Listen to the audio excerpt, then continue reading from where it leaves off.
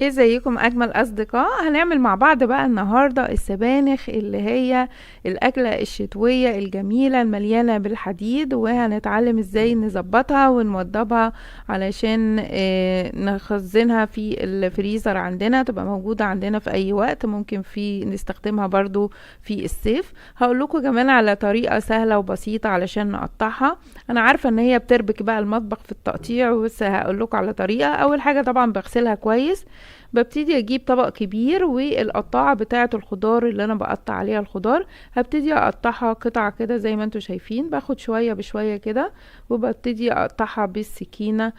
قطع ما تبقاش رفيعة قوي ولا تخينة قوي، لان طبعا الخضار بيبقى مليان فيتامينز، فالتقطيع رفيع قوي ممكن بيضيع الفيتامينز اللي بتبقى موجودة في الخضار. هقطعها كده بالشكل ده كل الكمية او على بال ما الطبق يتملى كله. وببتدي بقى اجهز عندي الاكياس التلاجة اللي هبتدي اشيلها فيها. انا كنت جايبة حوالي كيلو ونص، طبعا انتوا لو حابين تعملوا كمية كبيرة زي ما انتوا عايزين، بس ممكن نسهل على بعض كل فترة كده، نبتدي نجيب شوية ونخزنها طول الشتاء لغاية الصيف. بملى بقى الاكياس دي على الاخر، زي كيس اللبن كده، وببتدي احطها في الفريزر.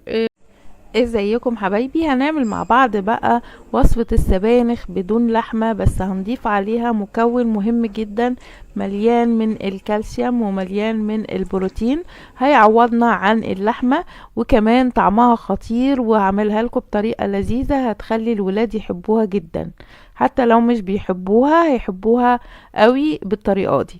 اول حاجة هجيب عندي الحلة واحط فيها زيت، واقطع بصلاية متوسطة وشرايح من الثوم شرايح، برضو ربطة من الكزبرة مهمة جدا، بتدي طعم حلو جدا للسبانخ.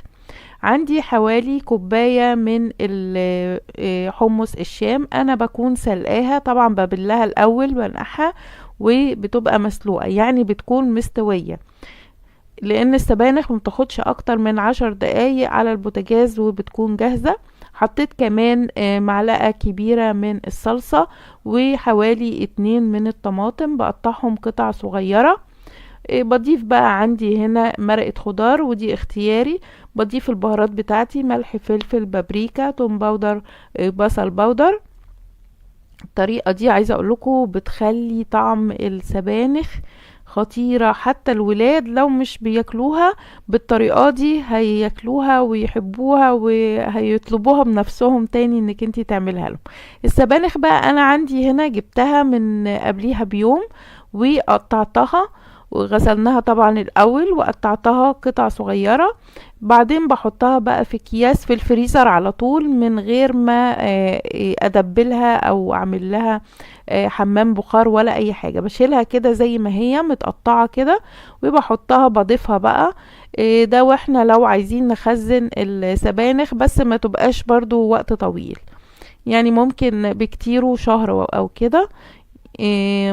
بعدين بعد كده حطيتها بقى في الحلة وزودت عليها المية. بغطي المية يا دوبك تتغطى بحاجة بسيطة كده، واسيبها بقى 10 دقايق بالظبط تغلي وتكون استوت وبقت جميلة وطعمها خطير. لو عجبكم بقى الفيديو متنسوش لايك والشير وسبسكرايب وتفعيل زر الجرس.